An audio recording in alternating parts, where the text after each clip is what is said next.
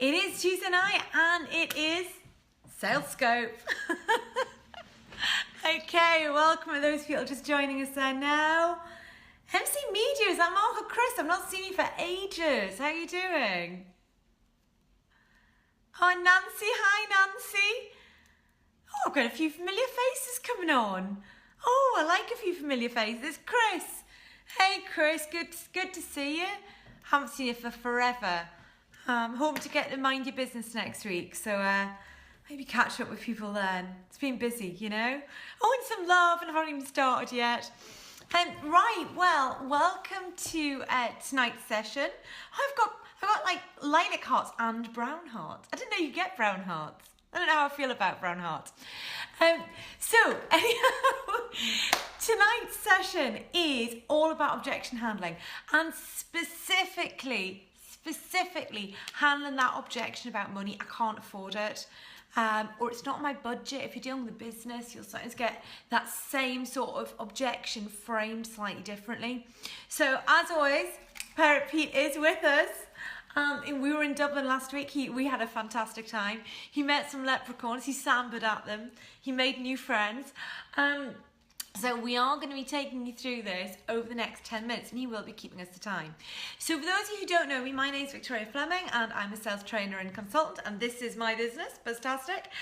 This is Pirate Pete. He's also the co-host, so I'm going to set him going for our 10 minutes, and we go till he sambers. It's as simple as that. Oh, but people I don't know joining. Hello. All right then. So, the key thing that I want to talk about is a few tips around getting over this I can't afford it thing. I think it's a really common objection that comes up. People are very nervous about talking about money, and as soon as we hear something around not being able to afford something or querying about the budget, then quite often what will actually happen is we will back off immediately, so we don't actually challenge. So the first thing is, if we've actually got the point of the conversation where we've presented our product, we've talked about what it will do, and we've actually come up with a price, because we must have come up with the price in order for them to say I can't afford it, then we're quite a long way through the sales process. And when we get to that point, if we then hit that objection, it's a bit like a brick wall. So we come straight into it, and you say it's £10,000 or whatever it might be, and they simply say, "Oh, I can't afford that." First thing that we think is, oh. It's like that deflation before we even get any further. But actually, there's some really good stuff about that. Hi, Gary. There's some really good stuff that's actually coming in from that we can then start to look at. So the first thing that we want to find is, all right, well, why is that? You know, why is it that they can't afford that? So ask the question and say, all right, okay. You know, because this isn't like, hey, it isn't like you've just randomly walked up to someone and said, do you want to buy this for £10,000? If you're at the point of actually positioning yourself and actually starting to price something, then at that point in time, oh, thanks for sharing, thank you.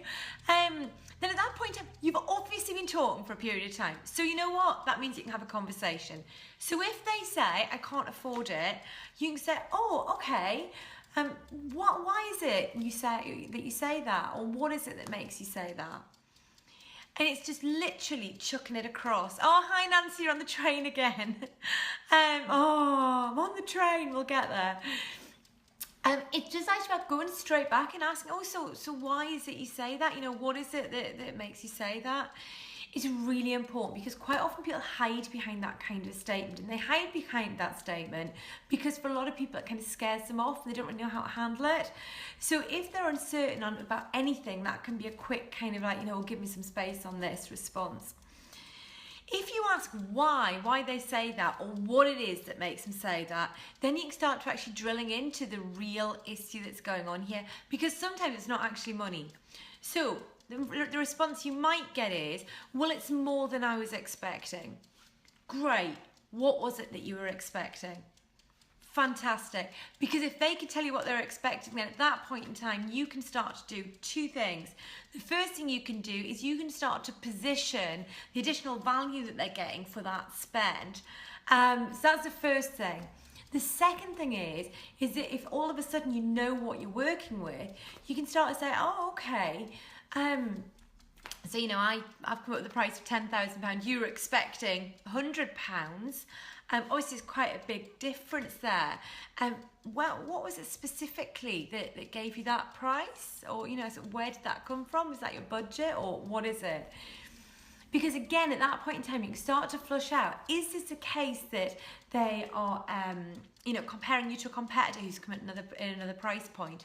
Fantastic, because now you can actually start to drill into that.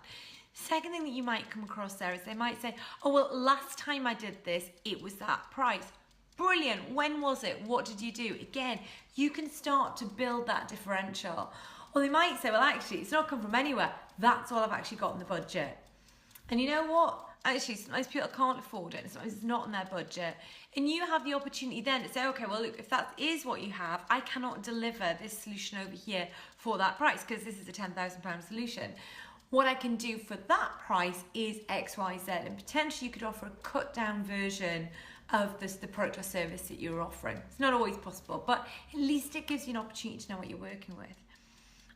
Sometimes people will also say as well, rather than saying I can't afford it, they'll say, wow, that's expensive, or wow, that's more than I was expecting.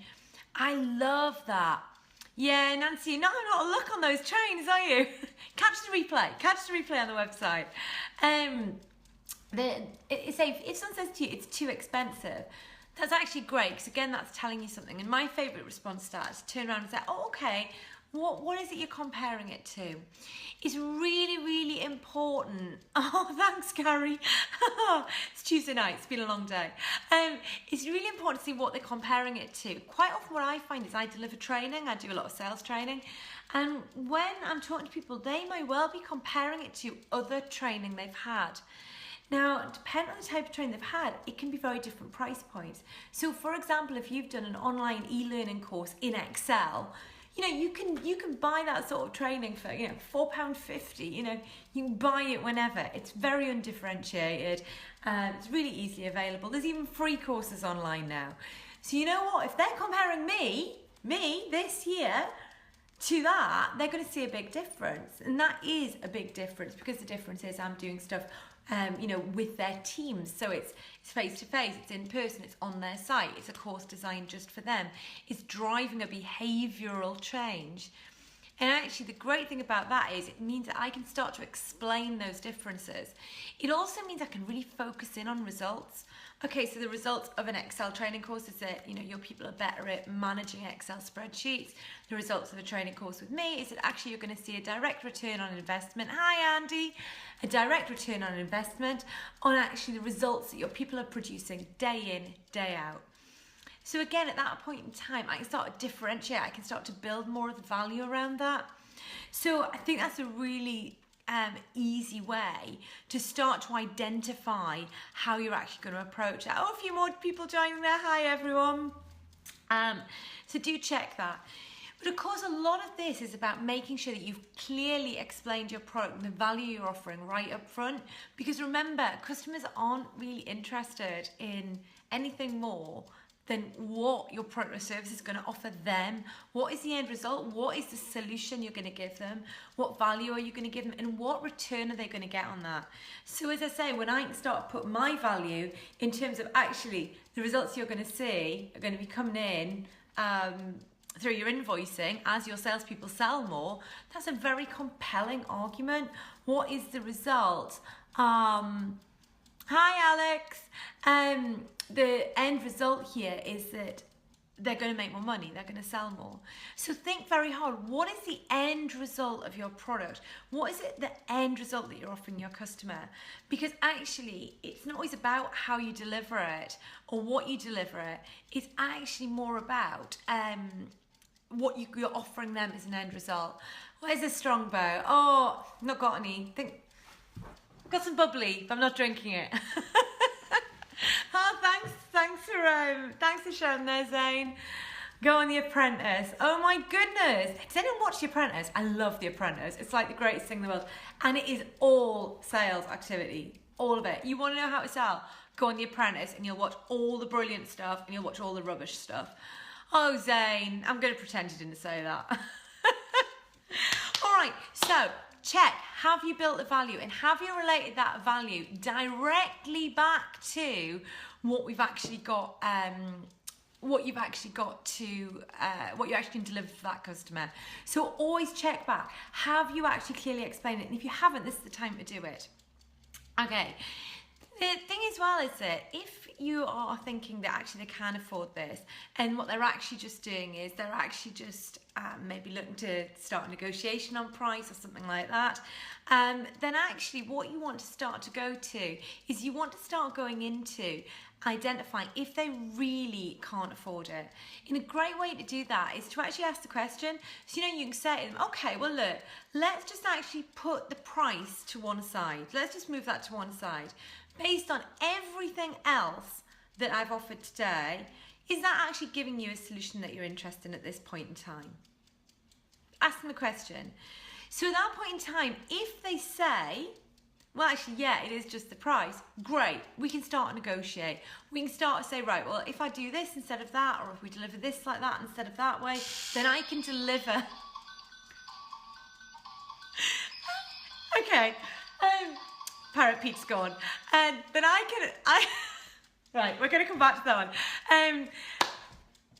I've lost my track completely. Okay, Pete, you distracted me. So, if they come back and they say, you know, then you're in negotiations. So if they want the product, they want the service, they want the result, it's just about the money, great, you can start negotiating. If they start to say, well, it's not just that, perfect. What you can actually do at that point in time is you can actually go straight back and you can start to say, okay, so obviously you're not seeing the value in that. Let's actually drill into why and what that's all about. Pete's called time on us. Yeah, I'm not sure about the question, but there we go. So Peter has called time on us. So I am going to close for tonight. Do come and join us. Oh, a lady never reveals her age. Do come and join us. I am on buzztastic.co.uk, and you can also join us on Superstars of Sales, which is our Facebook group.